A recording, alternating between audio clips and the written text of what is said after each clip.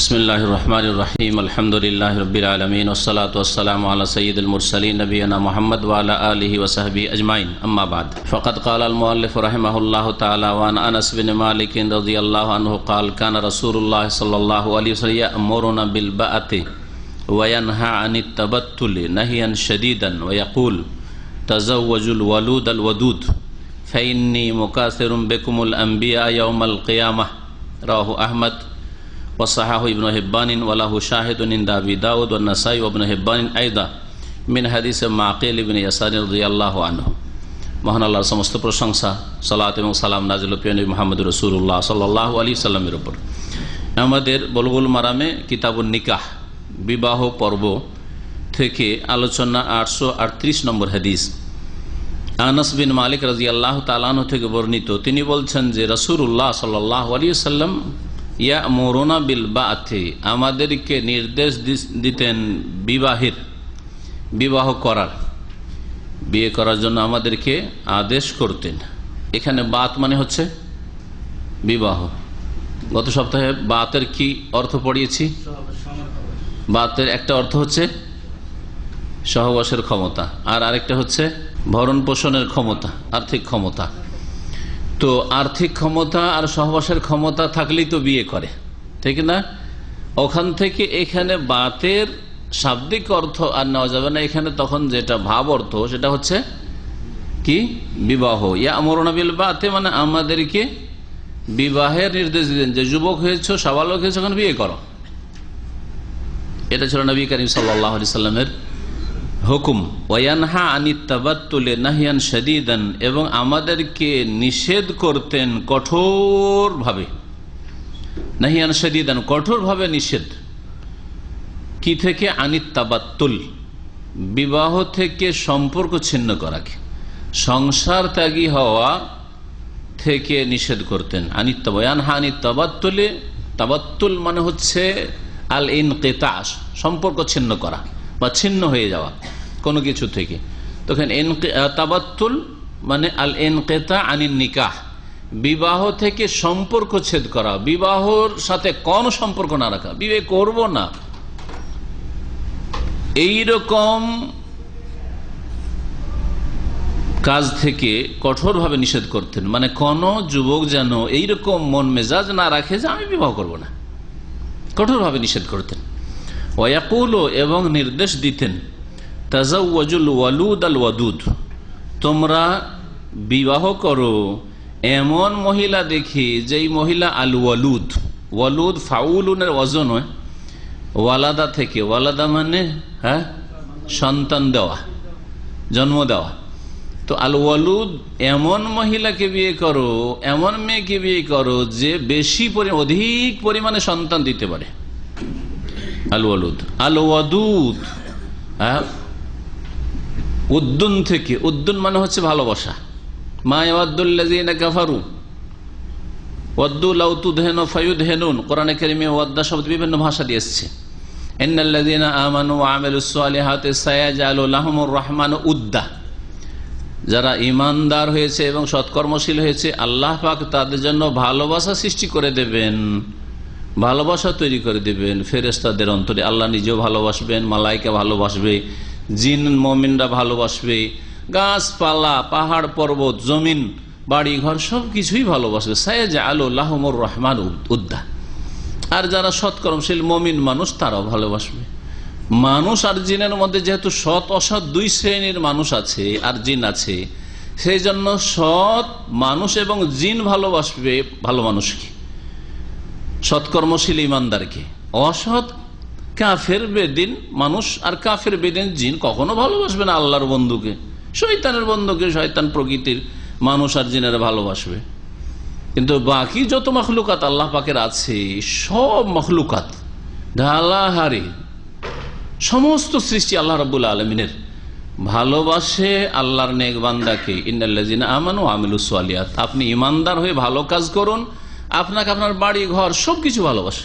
আপনি যে বিছানায় ঘুমান, যে চেয়ারে বসেন, আপনি যে জায়গায় চলাফেরা করেন, যেই জায়গায় নামাজ পড়েন, যে কাপড়গুলি পরেন, সব কিছু ভালোবাসে। এটা কোরআনে কারীমের কথা। সায়াজআলু লাহুমুর রহমানু উদ্দা। তো উদ্দুন শব্দটি ব্যবহার হয়েছে। উদ্দুন থেকে ওয়াদুদ হচ্ছে ফাউলুনের ওজনে, মোবালাগার সাগা। তাহলে উদ্দুন মানে যখন ভালোবাসা হইলো, তাহলে ওয়াদুদ মানে কি হবে? এমন মহিলাকে বিয়ে করো যে মহিলা অধিক পরিমাণে ভালোবাসা দিতে পারে, অধিক পরিমাণে প্রেম দিতে পারে। এই প্রেম স্বামীর জন্য, প্রেম একমাত্র স্বামীর জন্য, স্বামী ছাড়া অন্য কারোর জন্য প্রেম নয়।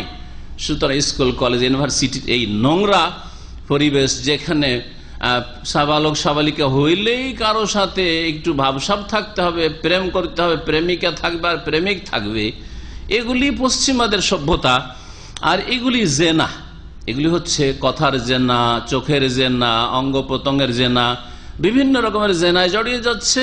আর ধীরে ধীরে বড় জেনা তো লিপ্ত হচ্ছে। অন্তরের জেনা, নবী করিম সাল্লাল্লাহু আলাইহি ওয়াসাল্লাম অন্তরের জেনার কথা বলেছেন। ওয়াল কালবু ইয়াতামান্না ওয়া ইয়াশতাহি, মানুষের হাত, পা, চোখ সবকিছু জেনা করে। আর মন জেনা করে, কলব, হৃদয় জেনা করে। ইয়াতামান্না, আকাঙ্ক্ষা করে যে ওর সাথে একটু মিলতে পেতাম, কথা বলতে পেতাম, নির্জনে একটু যদি পেতাম, একটু যদি প্রেম করতে পেতাম ইত্যাদি। তাশতাহি, এবং তার মধ্যে একটা চাহিদা পয়দা হয়, কামনা বাসনা পয়দা হয়। তো কলবেরও জেনা রয়েছে। ওয়াল ফারজু ইউসাদ্দিকু যালিকা ওয়া ইউকাযযিবুহু, আর লজ্জা স্থান এর বাস্তবায়ন করে, সত্যতা প্রমাণ করে, মানে জেনায় লিপ্ত করে দেয়। আর কিছু আছে হয়তো এগুলো সব জেনা করেও বড় জেনাতে হয়তো বেঁচে গেল, ইউসাদ্দিকু যালিকা ওয়া ইউকাযযিবুহু, বাস্তব করেই ফেললো জেনার কাছাকাছি গিয়ে, আর না হইলে কোন রকম হয়তো বাঁচলো। কিন্তু বাকি জেনার সবগুলি স্তরে স্তরে পৌঁছে গেছে, সবগুলি স্তরে পৌঁছে গেছে। তো এই জন্য এই যে আজকালকার যুবক যুবতীদের চরিত্র আর এই চরিত্রে পদস্খলন ঘটছে, যেসব কারণ, সেসব কারণ থেকে আপনার মেয়েদেরকে, বোনদেরকে, আপনার সমাজের মেয়েদেরকে মুক্ত রাখতে হবে। মেয়েদের হাতে মোবাইল দিয়ে, দামি দামি মোবাইল, মেয়েদের ফেসবুক কেন থাকবে? কেন থাকবে? অবিবাহিতা মেয়েদের এইসব মেয়েদের হাতে এই দামি মোবাইল, ইন্টারনেট কেন, ফ্যাসিলিটি কেন থাকবে? মেয়েদের কাছে সবসময় মোবাইল থাকবে, ইচ্ছা মতো ব্যবহার করছে ঘরের বাইরে, তাদের দেখাশোনা আছে কে? আর একটা 17 বছর 18 বছর ছেলে অথবা মেয়ের আল্লাহর ভয় কতটা বা পয়দা হয়েছে? আল্লাহর ভয়ের ক্ষেত্রে পড়াশোনাও করেনি, কোরআন হাদিস পড়েও তো এই বয়সে হয়তো সেরকম ভয়, খাশিয়াতে আল্লাহি, আল্লাহ পাকের ভয় ভীতি পয়দা হয় না। মাদ্রাসায় পড়ে 17, 18 বছর 20 বছরের ছেলেদের ভয় পয়দা হয় না। তাহলে কি করে স্কুল কলেজ যেখানে বেদিনী পড়া হয়, দিনের কোনো পড়া হয় না, তারপরে তাদের হাতে এইসব ফ্যাসিলিটি দিয়ে রেখেছেন জেনার জন্য? যে কোনো সময় যে কোনো অ্যাপয়েন্টমেন্ট দিতে পারে। এদিকে সতর্ক হইতে হবে, না হলে জবাব দিতে হবে বাপ মাকে। আপনি সবকিছু ফ্যাসিলিটি দিয়ে দিয়েছেন আর বলছেন না না আমার মেয়ে খুব ভালো, না আমার ছেলে খুব ভালো, ওই সব চরিত্রের না, কিন্তু সব ফ্যাসিলিটি তাকে একবার দিয়ে রেখেছেন। জবাব দিতে হবে আল্লাহর সামনে। আল্লাহ কুল্লুকুম রাইন কুল্লুকুম মাসউলুন আন রাইয়্যিহি, প্রত্যেকে তোমাদের দায়িত্বশীল, আর প্রত্যেকের রাখালি আর দায়িত্ব সম্পর্কে কিয়ামতের দিন জিজ্ঞাসা করা হবে। মেয়েরা টেলিফোনে কথা বলবে, মায়ের টেলিফোনে কথা বলবে, বাবার টেলিফোনে কথা বলবে, চোখের সামনে কথা বলে কার সাথে কথা বলছে, কোন মেয়ের সাথে কথা বলছে না কার সাথে কথা বলছে স্পষ্ট, কোন নাম্বারে কথা বলছে, মায়ের মোবাইল থেকে কথা বলবে, যথেষ্ট নয়? মেয়েকে মোবাইল দিতে হবে। সতর্ক থাকবেন এই সম্পর্কে। আর যখন দুর্ঘটনা ঘটে যাচ্ছে তখন মাসলা জিজ্ঞেস করতে আসে যে এখন কি মেয়ে আমার উদা হয়ে গেছে, এখন কি করবো? আউযুবিল্লাহ। তার আগে জেনা হয়েছে খবর রাখেন না। তো নবী করিম সাল্লাল্লাহু আলাইহি সাল্লাম বিয়ে করতে বলেছেন এমন নারী দেখে, যেসব নারীরা কি করতে পারে, বেশি বেশি সন্তান দিতে পারে। বেশি বেশি সন্তান দিতে পারে কেমন করে বুঝবেন? মাকে, চাচিকে দেখতে হবে কি জন্য? যে ও এখনো বিবাহ হয়নি ওর, আর যার ফলে বোঝা যাচ্ছে না বাচ্চা দেবে কি দিবে না। ওর চাচিকে, চাচি তো অন্য বংশের, চাচিকে দেখে কি করা হবে? খালা, ফুফু, এগুলো নিজের বংশের, খালা, ফুফু এগুলোকে দেখেছেন। তার মানে সবার নিয়ত যে আমার 7 বিয়ে হয়ে যাক, আমি কয়েকটা ছেড়ে রাখি, আর আমার চরিত্র খারাপ কিন্তু আমি কুমারী চাই, ঠিক না? তালাক প্রাপ্ত করবো না, বিধবা বিয়ে করবো না, মগজ তৈরি আছে এরকম না? তা হাদিসের ব্যাখ্যাতে অলুদ মানে অলুদ কেমন করে বুঝবো? শুধু খালার ফুফুকে দেখো, এটা একটা দিক। আর একটা দিক হচ্ছে ওই মহিলার বিয়ে হয়েছিল, তারপরে বাচ্চা কাচ্চা হয়েছে, ঘন ঘন মাশাআল্লাহ বাচ্চা হয়েছে, কিন্তু যে কোনো কারণে হোক তালাক হয়ে গেছে, অথবা স্বামীহারা হয়েছে, বিধবা হয়েছে। এইরকম মেয়েকে থেকে বিয়ে করো, জানা আছে যে ঘন ঘন বাচ্চা হয়, কিন্তু এমন মহিলা হয়তো তালাক প্রাপ্ত, বিধবা, 10 বছর স্বামীর কাছে থেকে একটা বাচ্চা হয়েছে, তো অলুদ নয় সে। বেশি বাচ্চা দানকারী নয় হয়েছে, কিন্তু 10 বছর বা 5 বছর স্বামীর কাছে 5 বছরে 3টে ছেলে হয়েছে। হ্যাঁ, ওয়ালুদ। তালাক প্রাপ্তা বিধবা, তালাক প্রাপ্তা বিধবাকে ইসলামে বিয়ে করতে হবে এবং বিয়ের ব্যবস্থা করে দিতে হবে, বিয়ের ব্যবস্থা করে দিতে হবে। এগুলো হচ্ছে মৃত সুন্নাত, এগুলো দিতে হবে। তাহলে সমাজের জেনা ব্যভিচার কমে আসবে, কারণ তারা ওই সব ফিল্ড থেকে ঘুরে এসছে, স্বামীর মুখ দেখে এসছে। দেখে আসার পরে যদি যৌবন এখনো আছে, 50 বছর এখনো বয়স হয়নি, তো যে কোনো সব পাপে লিপ্ত হওয়ার আশঙ্কা ওদের বেশি। তালাক প্রাপ্তাদের বিয়ে হয় না, বিধবাদের বিয়ে হয় না, যার ফলে সমাজে যে কত জেনা হয় আল্লাহ ভালো জানে। বিয়ে করবো না, বিধবা বিয়ে করবো না, এক স্বামীর মুখ দেখছে আর কারো মুখ দেখবো না, আর ভিতর ভিতর সবকিছুই চলছে। আল্লাহ পাক এদের বিয়ে দেওয়ার জন্য আরো বেশি উৎসাহিত করেছেন। ওয়ান কেহুল আয়ামা, আইয়েম মানে একদল বলেছেন যারা বিবাহিতা, বিবাহিতা বিবাহিত বিবাহিতা, ওরা আইয়েম বলা হয় ওদেরকে, সাইয়ে বলা হয় যে বিবাহিতা কিন্তু বিধবা হয়েছে অথবা তালাক প্রাপ্তা হয়েছে। আর আরেকটা অর্থ যে বিবাহিতা হোক আর নাই হোক, যাদের জোড়া নেই তাদের বিবাহের ব্যবস্থা করো। সেই জন্য ওই আয়াতে কথা রয়েছে, কারণ এদের বিবাহের বেশি প্রয়োজন রয়েছে। আর যারা সংস্কারের কাজ করেছেন, ইসলাহ তাজদীদের কাজ করেছেন, মুজাদ্দিদ, যেমন ভারত উপমহাদেশে শাহ ইসমাইল শহীদ রহমতুল্লাহ আলাই, তার যে তৌহিদ সুন্নতের দাওয়াত ছিল, কবর মাজার পূজা, শিরক আর সুফিজমের বিরুদ্ধে যে দাওয়াত ছিল, আর তার দাওয়াতি আলহামদুলিল্লাহ সহি আকিদার লোক যদি ভারত বাংলাদেশে পাওয়া যায়, পাকিস্তানে পাওয়া যায়, তো যেমন আরব দেশে শাইখুল ইসলাম মোহাম্মদ আবদুল্লাহ রহমতুল্লাহের দাওয়াত দ্বারা তৌহিদ জেনেছে আরবরা, না হলে এরাও কবর পূজার দিকে চলে গেছিল, ডুবে গেছিল। ঠিক তেমনি আমাদের ভারত উপমহাদেশের মোহাম্মদ আবদুল্লাহ হচ্ছেন শাহ ইসমাইল শহীদ রহমতুল্লাহ আলাইহি, শাহুল মহাদেশ দেহলভির নাতি। তো তার দাওয়াতের একটা গুরুত্বপূর্ণ দিক ছিল যে বিধবাদের আর তালাক প্রাপ্তাদের বিয়ে ব্যবস্থা করে। যেই এলাকা থেকে সহি আকীদা গ্রহণ করেছে, দাওয়াত কবুল করেছে, বিধবাদের বিয়ের ব্যবস্থা করেছে। কোন বিধবা গ্রামে থাকবেন, তার আগে পুরোপুরি হিন্দুদের মুসলমানদের জীবন যাপন ছিল, যেমন এখন অধিকাংশ সব পরিবার ওই রকমই। বিধবা, বিধবা মানে রাক্ষসনী, স্বামী খেয়েছে, আমাদের সেটা গাল বিধবাদের জন্য, শুনেছেন না? রাক্ষসনী স্বামী খেয়েছে, কোন স্বামী আরো কত খাবে, বিয়ে করবি না খবরদার, বিধবা বিয়ে করা যাবে, এটা হিন্দুদের কথা। এই কথাগুলি হিন্দুদের কথা মুসলিমদের মগজে ঢুকে আছে। এই কুসংস্কার হিন্দু সভ্যতাকে দূর করে দেওয়াতের একটা গুরুত্বপূর্ণ তার বিষয় ছিল বিধবাদের আর তালাক প্রাপ্তাদের বিবাহের ব্যবস্থা। নবী করিম সাল্লাল্লাহু আলাইহি ওয়াসাল্লাম বলছেন যে কেন বেশি বেশি সন্তান দানকারী মহিলাকে বিয়ে করো, ফাইন্নী মুকাসিরুন বিকুমুল আম্বিয়া ইয়াউমাল কিয়ামা, কারণ আমি তোমাদেরকে নিয়ে নবীদের মাঝে কিয়ামতের দিনে গৌরব করব যে আমার উম্মতের সংখ্যা বেশি। তোমরা বেশি বেশি যদি সন্তান দানকারী মহিলাকে বিয়ে করো, তোমাদের ছেলে মেয়ে বেশি জন্মাবে, আমার উম্মতের সংখ্যা বাড়বে, তাহলে আমি অন্য উম্মতের ওপর গৌরব করার সুযোগ পাবো, আমি এই কম্পিটিশনের প্রতিযোগিতায় এগিয়ে যেতে পারবো। এই জন্য কিয়ামতের দিনে সবচাইতে বেশি সংখ্যা হবে নবী করিম সাল্লাল্লাহু আলাইহি সাল্লামের উম্মতের, আর তারপরে মুসা আলাইহিস সালাম উম্মতের সংখ্যা সবচাইতে বড় হবে। অন্য রিওয়ায়াতে রয়েছে ফাইন্নী মুকাসিরুন বিকুমুল উমামা ইয়াউমাল কিয়ামাহ, উম্মতের বহুবচন, এখানে আম্বিয়া রয়েছে। অন্যান্য উম্মতের উপর আমি গৌরব করতে পারবো তোমাদেরকে নিয়ে, তোমাদের সংখ্যাধিক্য নিয়ে। রাও আহমদ, হাদিস মুসনাদ আহমদের ইমাম ইবনে হিব্বান সহিহ বলেছেন, ওয়ালাহু শাহিদুন ইনদা আবি দাউদ ওয়ান নাসাই, এবং এই হাদিসের সমর্থক একটি হাদিস রয়েছে। শাহেদ আর মোতাবে উসুলে হাদিস বা মুস্তালাহুল হাদিসের কায়দায় এই হাদিসের সমর্থক শাহেদকেও বলা হয় আর মোতাবেক, মোতাবে মানে যে এর কি করে, এর সাপোর্ট করে, মোতাবেআত মানে এর তাবে, মানে এইরকমই হাদিস।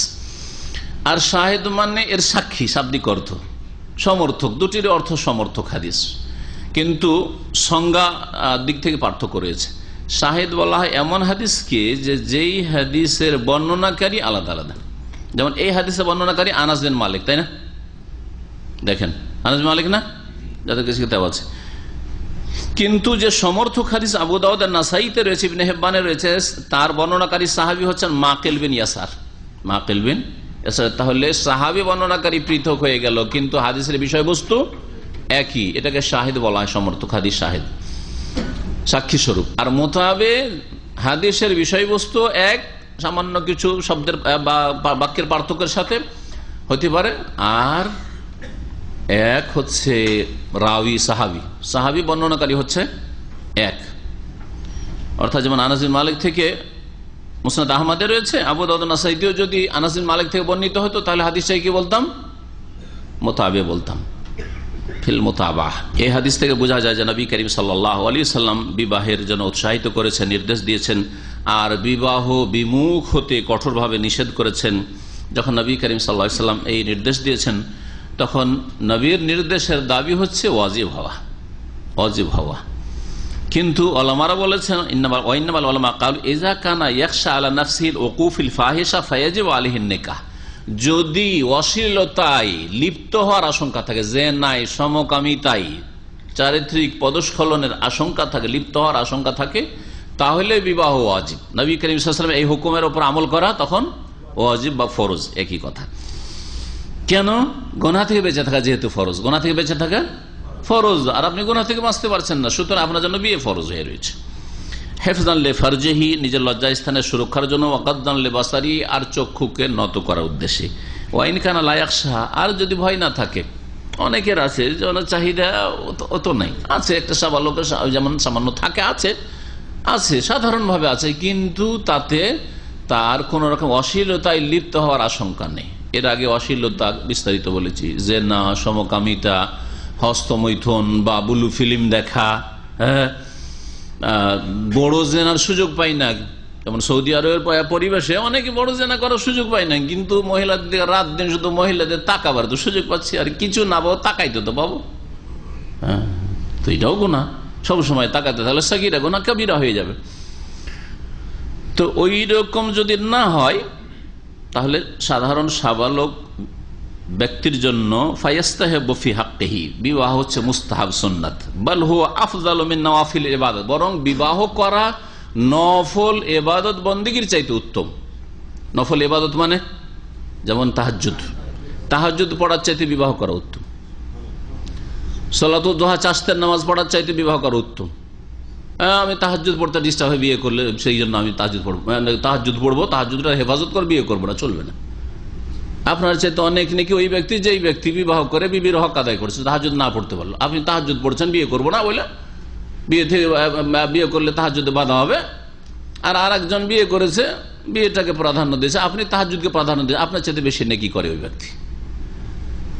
বিয়ে করলে দিনেও কখনো ইচ্ছা হবে, সুতরাং রোজাটা নফল রোজা রাখতে পারো, সোমবার বৃহস্পতি রোজা রাখতে পারবো না, না আমি নফল রোজা রাখবো।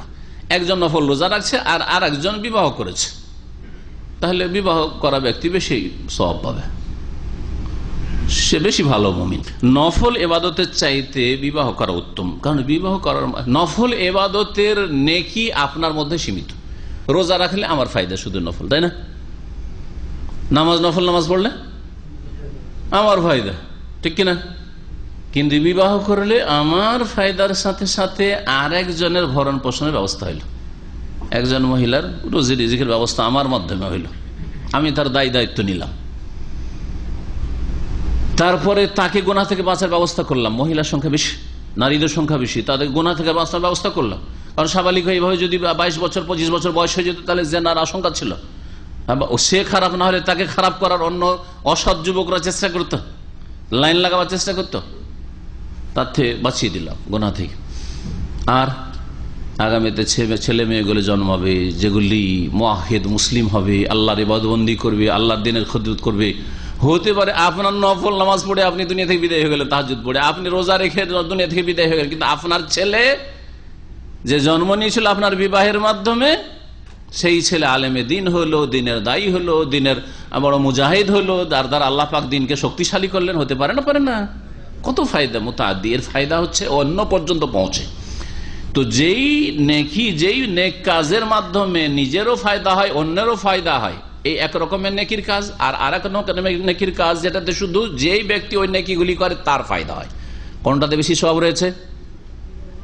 কোরআন হাদিসও বলে আর যুক্তিও বলে যে যেটাতে যেই নেকি করলে আমারও উপকারিতা লাভ রয়েছে আর অন্যেরও লাভ রয়েছে, তাতে বেশি নেকি, তাতে বেশি নেকি। এই জন্য কেউ যদি 1 ঘন্টা তাহাজ্জুদ পড়ে, আমি বেশি তাহাজ্জুদ পড়তে পারি না, আধা ঘন্টা 1 ঘন্টা আমি নফল ইবাদত করি, আর বাকি সময়টা আমি কোরআন এবং হাদিস স্টাডি করি, পড়াশোনা করি, যাতে এলম হাসিল করতে পারি। আর একজন বলছে যে না, আমি ওই কোরআন হাদিস বা আবেদ, সে 3 ঘন্টা 4 ঘন্টা, ওই যে আরেকজন আলেম আধা ঘন্টা 1 ঘন্টা তাহাজ্জুদ পড়লো, বাকি 1-2 ঘন্টা যে সময় ছিল সেটা কোরআন হাদিস চর্চা করলো। আর এই ব্যক্তি আবেদ মানুষ 3 ঘন্টা 4 ঘন্টা তাহাজ্জুদ পড়লো, তাহাজ্জুদের দিক থেকে তো এর চাইতে অ্যাডভান্স। কে বেশি নাকি পাবে? আলেম বেশি নাকি পাবে, কারণ তার এলেম দ্বারা অনেক ফায়দা হয়। সে যদি কিছু কোরআন হাদিস জানতে পারে তাহলে অন্যকে, আলেম মানে শুধু মাদ্রাসা আলেম না, আপনিও যদি এলম চর্চা করেন, এলম চর্চা করার মাধ্যমে আপনার এই জ্ঞান দ্বারা আপনার স্ত্রীকে, আপনার ছেলে মেয়েদেরকে, আপনার পরিবার পরিজন, আত্মীয় স্বজন যতটা আপনি পৌঁছাবেন। এলম চর্চা করা ব্যক্তি জীবনের আমলের চাইতে বেশি শ্রেয়, বেশি ফজিলত রাখে, কারণ ওতে অনেকের উপকারিতা রয়েছে। এই হাদিস থেকে বোঝা গেল যে নারী জাতি থেকে সম্পর্ক ছিন্ন করা আর মোটেই বিবাহ না করা ইবাদতের উদ্দেশ্যে, সৎ উদ্দেশ্য হইলেও মানহিউন আনহু, নিষিদ্ধ। আমি ইবাদত বন্দি করবো সেই জন্য আমি বিয়ে করব না, তারপর এটি নিষিদ্ধ কাজ, গুনহার কাজ। আর যখন নবী সাল্লাল্লাহু আলাইহি ওয়াসাল্লাম নিষেধ করেছেন, ইয়ানহা আনিত তাবাত্তুলে, নিষেধ করতেন, বিয়ে করব না এই কথা থেকে কঠোরভাবে নিষেধ করতেন, তাহলে বোঝা গেল যে এই কাজটি হারাম। আমি বিবাহ কেন করব না? কারণ আমি বেশি বেশি আমল করব, সেই জন্য। তো এটি হারাম কাজ। ওয়ালা সিয়ামা, যদি তার সাথে সাথে আর কঠোরভাবে নিষেধ করা হয়েছে, তার সাথে সাথে এটি আম্বিয়া রসুলগণের সুন্নতের খেলাফ। নবী রসুলগণ প্রায় সকলেই বিবাহ করেছেন, যারা বিবাহ শাদীর সুযোগ পেয়েছেন নবী রসুলগণ, তারা সকলেই বিবাহ করেছেন। এই আয়াত এর আগেও শুনিয়েছি, সূরা রাদের আয়াত নম্বর 38, ওয়ালাকাদ আরসালনা রাসূলাম মিন কাবলিকা, হে নবী তোমার পূর্বে অনেক রাসূলকে প্রেরণ করেছি, ওয়াজআলনা লাহুম আজওয়াজান ওয়া যুররিয়া, এবং তাদের স্ত্রীরাও ছিল, আর ওয়াজুররিয়া, এবং তার ছেলে মেয়ে সন্তান সন্ততিও আমি করেছি, সৃষ্টি করেছি। দ্বীন ইসলাম মধ্যম পন্থা। পক্ষান্তরে এই সংসার ত্যাগী হওয়া, সাধু সন্ন্যাসী হয়ে যাওয়া, বৈরাগী হয়ে যাওয়া, এগুলি হচ্ছে খ্রিস্টানদের আবিষ্কৃত, খ্রিস্টানরা নিজেরা আবিষ্কার করেছে, যেমন সূরা হাদিদ আল্লাহ পাক বলেছেন, অথবা হিন্দু ধর্মে, বৌদ্ধ ধর্মে থাকতে পারে। কিন্তু দ্বীন ইসলাম মধ্যমপন্থা। মধ্যমপন্থা মানে এবাদতবিহীন পশুর জীবনযাপনও না, যেমন নাস্তিকদের আর বেদিনগুলো, সেকুলারগুলোর জীবনযাপন। সেকুলারিজমে যারা বিশ্বাসী, এরা পশুর মতো জীবনযাপন করে, এদের আল্লাহর সাথে কোনো কানেকশন নেই, আল্লাহর সাথে কোনো কানেকশন নেই, কোনো সম্পর্ক নেই। এটা একদিকে গুমরাহি, আর আরেকদিকে গুমরাহি হচ্ছে যে আল্লাহর সাথে সম্পর্ক করতে গিয়ে কি করা, বৈরাগী সেজে যাওয়া, সংসার ত্যাগী হয়ে যাওয়া, বিবাহ শাদী থেকে একবার বিমুখ হয়ে যাওয়া, বনে জঙ্গলে নির্জনতা অবলম্বন করা। এই দুই গুমরাহি, আল্লাহকে পেতে গিয়ে গুমরাহ হয়েছে এরা, আর আল্লাহ দ্রোহিত, আল্লাহর দুশ্মনী করতে গিয়ে নাস্তিক সেকুলার ধর্ম নিরপেক্ষতায় বিশ্বাসীরা গুমরাহ হয়েছে। এই দুই গুমরাহি আর দুই বাতিলের মাঝখানে হচ্ছে দ্বীন ইসলাম। আর দ্বীন ইউসর, দ্বীন হচ্ছে সহজ। দ্বীনে যেমন রুহের আত্মার চাহিদা পূরণ করা হয়েছে ইবাদত বন্দেগীর মাধ্যমে, আল্লাহর সাথে সম্পর্ক, রিলেশন কায়েম করার মাধ্যমে, তেমনি শরীরের চাহিদা পূরণ করা হয়েছে পানাহার তয়্যিবাতকে হালাল করে এবং নারী জাতিকে হালাল করে, যে বিবাহ করে, বিবাহের মাধ্যমে তোমাদের জন্য নারী হালাল। এইভাবে আল্লাহ পাক মানুষের যে প্রকৃতি রয়েছে, যে তার দেহেরও শরীরের চাহিদা রয়েছে, চাহিদা পূরণ করা হয়েছে, আর আত্মার চাহিদা রয়েছে, হৃদয়ের চাহিদা রয়েছে, তা পূরণ করা হয়েছে। মুসলিম উম্মতের সংখ্যা যদি বেশি হয় তো শুধু নবী সাল্লাল্লাহু আলাইহি ওয়াসাল্লাম আখিরাতেই শুধু গৌরব করবেন যে আমার সংখ্যা বেশি, বাস এতটাই, আর পার্থিব কোনো ফায়দা নেই। পৃথিবীর নেতৃত্ব তারাই দিতে পারে যাদের জনবল শক্তি আছে। জনবল যদি থাকে তাহলে তারাই নেতৃত্ব দিতে পারে এবং তারাই সুফি। এখনো আপনি দ্বীন, শরীয়ত, কোরআন এবং হাদিসের দলিল থেকে একটু দূরে সরেও যদি গভীরভাবে স্টাডি করেন, তাহলে দেখবেন যে যেই সংসারে জনবল বেশি আছে, লোকজন বেশি আছে, ভাই বেশি আছে, ভাই বোনের সংখ্যা বেশি, তারা বেশি সুখী আছে, তারা সুখী আছে বেশি। নবী করিম সাল্লাল্লাহু আলাইহি ওয়াসাল্লাম এমন মহিলাকে বিয়ে করতে বলেছে যে মহিলা বেশি সন্তান দিতে পারে। কেন? লিয়াকসুরা নাসলুল মুসলিমিন, মুসলিম প্রজন্ম যেন বৃদ্ধি পায়, ওয়া ইয়াযুম সুআদহুম, তাদের দল ভারী হয়। কারণ দল ভারী দলকে, বিশেষ করে যারা বস্তুবাদে বিশ্বাসী, আর কাফের জাতি বস্তুবাদে বিশ্বাসী, বস্তুতে বিশ্বাসী, তাই না? এরপরে চোখের আড়ালে গায়েবী কোন শক্তি আছে, ওতে একমাত্র মুসলিম বিশ্বাসী, মুমিন বিশ্বাসী, সত্যিকার মুমিন হলে। তো ওরা তো অবশ্য বিশ্বাস করে না। তাহলে দল ভারী দল হলে তারা ভীত সন্ত্রস্ত হবে। আল্লাহর শত্রুরা যখন ভারী দল দেখবে হকপন্থী, তাহলে ভীত সন্ত্রস্ত অবশ্য হবে। আল্লাহর শত্রু এবং তাদের শত্রুর সামনে বড় একটি শক্তি অর্জন করতে পারবে। ওয়ালিয়ামরুল আরজা, পৃথিবীকে তারা আবাদ করতে পারবে, সংখ্যা বাড়বে, তখন দেশ আবাদ হবে, পৃথিবী আবাদ হবে, পৃথিবীতে ছড়িয়ে ছিটিয়ে যাবে রুজির তলাশে, আর যে যেখানে সুযোগ পাবে আবাদ হওয়ার সুযোগ হবে, আল্লাহর ইবাদত বন্দেগী হবে। ওয়ায়ুখরিজু খায়রাতিহা, আর এইভাবে যখন লোক সংখ্যা বাড়বে তখন রিজিকের সন্ধান বাড়বে। রিজিকের সন্ধান করতে গিয়ে জমিনের উপরে যখন রিজিক পায় না, তো জমিনের তলায় যে খনিজ সম্পদ আছে তলাশ করা শুরু করবে। আল্লাহ তো ওগুলো বারণ করেননি যে জমিনের তলায় খুঁজিও না, শুধু ওপরে রিজিক দেবে, কথা তো বলেন নাই। মেহনত করতে বলেছেন, মেহনত করো। তো এতে হবে কি, আল্লাহ পাক যে খায়রাত, যে খনিজ সম্পদ রেখেছেন ভূগর্ভে, সেগুলি তারা বের করতে পারবে। ওয়ায়াবহুসন কুনুজিহা, আর সেখানকার সম্পদগুলি তারা তলাশ করতে পারবে। আল্লাহ রাব্বুল আলামিন যে মানব জাতিকে দিয়ে, আদম সন্তানকে দিয়ে আল্লাহর জমিনকে আবাদ করতে চেয়েছেন, সেই উদ্দেশ্য পূরণ হবে। আর লৌকিক ফায়দা, যেটা হাদিসে বলা হলো যে নবী করিম সাল্লাল্লাহু আলাইহি সাল্লাম কিয়ামতের দিনে গৌরব করবেন, এটি নবী সাল্লাল্লাহু আলাইহি সাল্লাম বড় গৌরব হবে। এতে প্রমাণিত হবে যে আমার মুসলিমদের সংখ্যা, উম্মতে মুসলিমার সংখ্যা বেশি, তার মানে আমার রেসালাত, আমার যে মেসেজ আল্লাহর পক্ষ থেকে নিয়ে এসেছিলাম, সেটা সাকসেস। ঠিক কিনা? আপনি যদি কয়েক হাজার লোককে হেদায়েত করতে পারেন, তা আপনি নিজেকে সাকসেস মনে করবেন না, আমি সফল। কিন্তু আপনি যদি দেখেন যে না, আমি গোটা গ্রামে 10 বছর মেহনত করে আরে 1-2টাও পারলাম না, 3টা পারলাম না, তাহলে আপনি নিজেকে কমজোর মনে করবেন যে আমি সাকসেস হতে পারলাম না। যদিও দ্বীন ইসলামের দাওয়াতের ক্ষেত্রে কখনো এই হীনমন্যতায় ভোগবেন না, কারণ নবী করিম সাল্লাল্লাহু আলাইহি ওয়াসাল্লাম বলেছেন যে লা ইয়াহদি আল্লাহু বিকা রাজুলান ওয়াহিদান খায়রুল লাকা মিন হুমুরিন নাম। তোমার দ্বারা একটি লোক যদি হেদায়েত হয়, একটা লোককে যদি হেদায়েত করে, সারা জিন্দেগিতে মেহনত পরিশ্রম করে, মেহনত করা লাগবে অবশ্যই, অলসত্ব করে ঘুমিয়ে থাকবেন, একটা হয়ে গেছে, কাজ হয়ে গেছে না, ওইটা নয়। একটা লোককে হেদায়েত করে ফেলেছি, অনেক নাকি ওখান থেকে আসতে আসে বেনিফিট আসতে আছে, আর নাকে তেল দিয়ে ঘুমাচ্ছেন, এটা তো বলা হয়নি। মেহনত করো, কিন্তু মেহনত করার পরে রেজাল্টে মাত্র একটি লোক হেদায়েত হলো। আলী রাদিয়াল্লাহু তাআলা আনহুকে যখন খাইবারের যুদ্ধে আমির বানিয়ে পাঠিয়েছে নবী করিম সাল্লাল্লাহু আলাইহি ওয়াসাল্লাম, যে যাও তুমি, কমান্ডার বানিয়ে পাঠালেন, তখন তোমার দ্বারা আগে ইসলামের দাওয়াত দিবে, জিহাদ শুরু করার আগে কি করবে?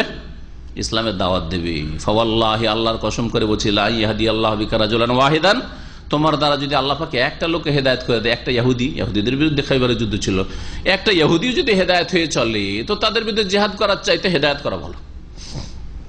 কারণ আসল উদ্দেশ্য হচ্ছে তাদেরকে জাহান্নাম থেকে রক্ষা করা, জাহান্নাম থেকে রক্ষা করা তাদেরকে। খায়রুল লাকা, তোমার জন্য এটা কল্যাণকর হবে, মিন হুমুরিন নাম, লাল উটের চাইতে বেশি। লাল উট সেই যুগের মূল্যবান সম্পদ ছিল, সবচেয়ে মূল্যবান সম্পদ আরবদের কাছে। ওর চাইতে বেশি মূল্যবান বিষয় হবে আপনার দ্বারা একটি লোকের হেদায়েত হওয়া। সুতরাং একজন সাধারণ মানুষ যদি একটি লোকও হেদায়েত করতে পারে, এটা আপনার জন্য অনেক বড় বিষয়। নবী করিম সাল্লাল্লাহু আলাইহি সাল্লাম তাহলে বিবাহ করতে বলেছেন কেমন মহিলা দেখে? যে মহিলা বেশি সন্তান দিতে পারে, ভালোবাসা দিতে পারে। ঠিক আছে, ভালোবাসা এটা তো চাইবেনি, ভালোবাসা আপনি দিতে পারেন না পারেন, আপনি চান যে আমাকে খুব ভালোবাসা দিক, পুরুষের এটা স্বভাব, তাই না? আপনি ভালোবাসেন আর না বাসেন, আপনি ভিতর কত প্রেমিকা তো রেখেছেন আপনি, কিন্তু আপনি চান যে ওর কেউ যেন না থাকে, আমার থাকুক থাকে, তো ওর কেউ যেন না থাকে না। বদ চরিত্র। নবী করিম সাল্লাল্লাহু আলাইহি সাল্লাম যখন বেশি সন্তান দানকারিনী মেয়েকে দেখে বিবাহ করতে বলেছেন, তাহলে বোঝা গেল যে যত বেশি আমরা ছেলে মেয়ে জন্মাতে পারি তত ভালো, এটাই তো উদ্দেশ্য, তাই না? এর বিপরীত হচ্ছে জন্ম নিয়ন্ত্রণ, বার্থ কন্ট্রোল। জন্ম নিয়ন্ত্রণ এর বিপরীত দিকে একেবারে। জন্ম নিয়ন্ত্রণ সম্পর্কে একটি ফতোয়া আপনাদের সামনে নকল করব আজকে। হাইয়াতে কেবার ওলামা, সৌদি আরবের যে বড় বড় ওলামাদের যে একটি কমিটি রয়েছে, যেটাকে হাইয়াতে কেবার ওলামা বলা হয়, কাউন্সিল, বড় ওলামা কাউন্সিল, তো তার একটা ফতোয়া। আর একটা হচ্ছে যে যার হেড অফিস হচ্ছে রিয়াজের, আর একটি হচ্ছে মাজমাউল ফিকহিল ইসলামী, ইসলামী ফিকহ একাডেমি কাউন্সিল, যার হেড অফিস হচ্ছে মক্কাতুল মুকাররমায়। এই দুটি ফতোয়া বড় বড় আলেমদের। সৌদি আরবের ওলামারা শুধু রয়েছেন হায়াতুল কেবারুল ওলামাতে, বড় বড় আলেমরা, আর ফিকহি একাডেমি যেটা মক্কায়, সেখানে সারা বিশ্বের ওলামারা সেখানে সদস্য হিসাবে রয়েছেন। প্রত্যেক দেশ থেকে এক একজন করে কমপক্ষে আলেম তাতে রয়েছেন প্রতিনিধি। তো এগুলি হচ্ছে ফাতোয়ার বা ফিকহের বড় বড় প্রতিষ্ঠান, যাদের ফতোয়া অত্যন্ত গুরুত্বপূর্ণ। এই ফতোয়া নকল করো। তার আগে বলি যে এই জন্ম নিয়ন্ত্রণের যে ভ্রান্ত ধারণা কোত্থেকে আসলো এ সম্পর্কে শেখ ভাষ্যকার বলছেন যে জাহারাফিল কারনি সামিন আশার মিলাদি, 18তম শতাব্দী, খ্রিস্ট যে শতাব্দী, 18তম শতাব্দীতে একজন অর্থনীতিবিদ ইংরেজ প্রকাশ লাভ করে, যার নাম আরবিতে তিনি লিখেছেন, যেটা ইংলিশে এইরকমই হবে, সেটা হচ্ছে মালিটস বা মেলিটস, এইরকম নাম হবে। আর একটু যদি কেউ কনফার্ম হয়ে নিতে পারেন, এটা আমি অনুমানিক বলছি, কারণ আরবিতে উচ্চারণটা লিখেছে, ইংলিশটা পাশাপাশি লিখলে আরো সুন্দর হইতো। তার থিওরি ছিল যে না, এই জন্ম নিয়ন্ত্রণ করতে হবে এবং ছেলে মেয়ে একটা লিমিটেড নিতে হবে, ওর বেশি নেওয়া যাবে না। কেন? খাসিয়াতাম মিন নমুই সুক্কান, কারণ দেশের বাসিন্দার সংখ্যা বেড়ে যাবে, আর ভূমি তো আর বাড়ছে না, জমি তো আর বাড়ছে না, লোক সংখ্যা বাড়ছে। আজকে ধরেন আপনারা 5 ভাই আছেন, এই 5 ভাই আজ থেকে 20 বছর পরে আপনার 5 ভাই সকলে বিয়ে করবেন, আর 10 বছর 20 বছর পরে প্রত্যেকের 5টা 7টা 10টা করে যদি ছেলে হয়, তাহলে একটা পরিবার 5 থেকে কত হইল? 50, তারও বেশি হয়ে যেতে পারে, ঠিক না? হচ্ছে চোখের সামনে দেখছেনই। এসব হচ্ছে এমন লোকের থিওরি যেই ব্যক্তি আল্লাহ পরকালে বিশ্বাসী নয়, কাফের থিওরি। যেই বস্তুবাদ ছাড়া চোখের আড়ালে গায়বী, অদৃশ্য থেকে যে রিজিকের ব্যবস্থা হয়, এতে বিশ্বাসী নয়। আপনি মুসলিম কি সেই লোক, বেদিন নাস্তিক কাফের, যে আপনি গায়বে বিশ্বাস করেন না, কুদরাতুল্লাহ বিশ্বাস করেন না, আল্লাহ যে রাজ্জাক তাতে বিশ্বাস করেন না, আল্লাহ রাব্বুল আলামিন যাকে সৃষ্টি করে তার সম্পর্কে জানছেন যে কাকে কোথায় সৃষ্টি করলাম, কার ঘরে কোথায়, সুতরাং তাকে রিজিক পৌঁছাইতে হবে, এই কথা যারা বিশ্বাস করেন না তাদের থিওরি এটা। কিন্তু আপনি তো তাদের অনুসারী না, আপনি মুহাম্মদ রাসূলুল্লাহ সাল্লাল্লাহু আলাইহি ওয়াসাল্লামের অনুসারী মুসলিম। আর যদি বলেন না আমি তাদের অনুসারী, তাহলে আপনি মুসলিম নন। যদি বলেন যে না না না আমি এই থিওরি যুক্তিসঙ্গত মনে হচ্ছে, জমি তো বাড়ছে না কিন্তু লোক সংখ্যা তো বেড়ে যাচ্ছে, জায়গা কোথায় দেব আর কোত্থেকে খেতে দেব, ওই বেকুব লোকগুলোকে আমি সহজ ভাষায় বোঝাবার চেষ্টা করি, কারণ সাধারণ মানুষ যাতে এই কথাগুলি বুঝতে পারে। আমরা যখন ছোট ছিলাম, ছোটকালে 14-15 বছর 16 বছর কি 20 বছর পর্যন্ত এই নতুন নতুন যে ধানের নামগুলো এসছে আমরা জানতাম না। শুধু একটা ধান জানতাম যেটাকে বলা হতো আউশ, আউশ ধান শুধু জানতাম। আউশ ধান জানতাম, সেটা মাত্র 3 থেকে 5 মণ বিঘা হইতো, এইরকম হইতো, খুব বেশি হইলে লাল লাল ভাত হইতো। যারা বয়স্ক মানুষ তাদের তো মনে আছে, আজকাল কেরালার একটা চাউল আসে ঠিক ওইরকম, কিন্তু এইটা না, এটা হচ্ছে তো অনেক স্বাদর, যেটা ছোটকালে খেয়েছি। এখন মাঝে মাঝে খুঁজি, জ্বালা যদি কোথাও পেতাম তো আমি নিয়মিত খেতাম, এত স্বাদের চাউল আউশ। যেটা ভাদ্র মাসে যেহেতু হইতো, সেজন্য আমাদের আঞ্চলিক ভাষায়, আমাদের অঞ্চলটা হচ্ছে উত্তরবঙ্গ, মালদা, মুর্শিদাবাদ, রাজশাহী, চাঁপাই, এই এলাকাতে ভাদই ধান বলা হয় ভাদ্র মাসে হওয়ার কারণে। তারপরেও জানেন ভাত খেতে পেতাম না, কয়েক মাস হয়তো ভাত পাওয়া যেত না, রুটি খেয়ে থাকতো, দুপুরে রাতের তো রুটি, গৃহস্থ লোকেরা রুটি ছাড়া ভাতের ব্যবস্থা নেই। তারপরে আপনাদের জানা আছে যে এই ইতিহাসগুলি 50 বছর ইতিহাসে অনাহারে না খেয়ে মানুষ মারা গেছে।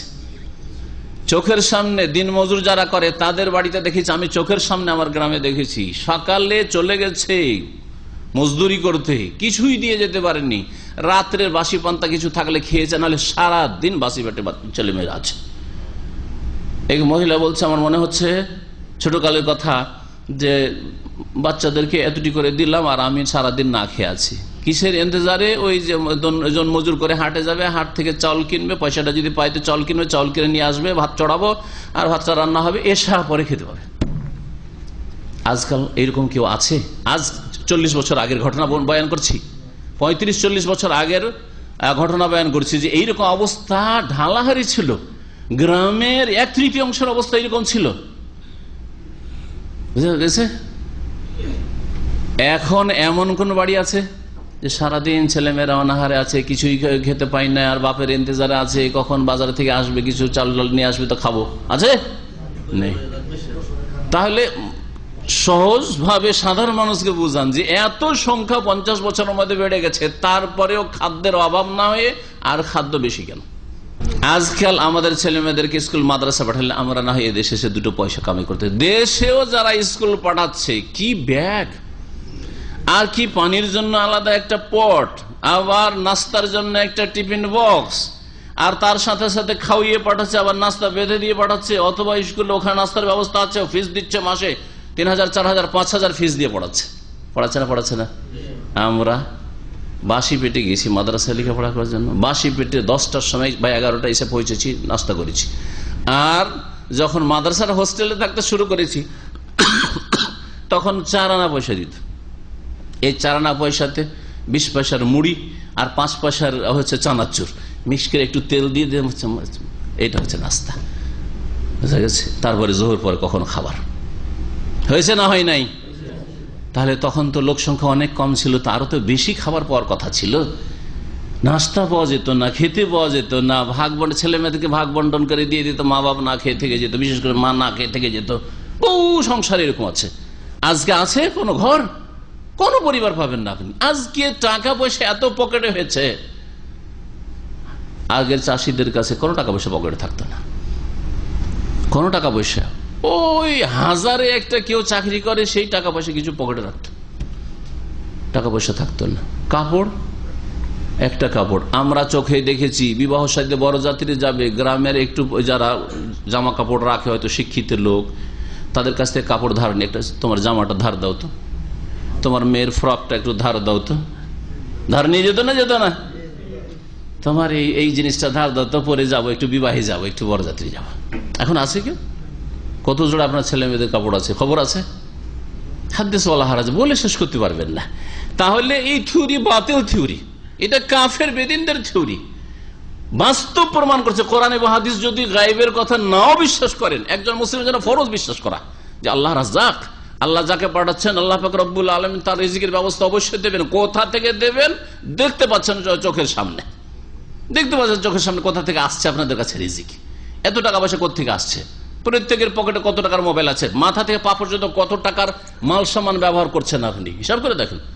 আর আপনার বাপ কয় টাকার ব্যবহার করত?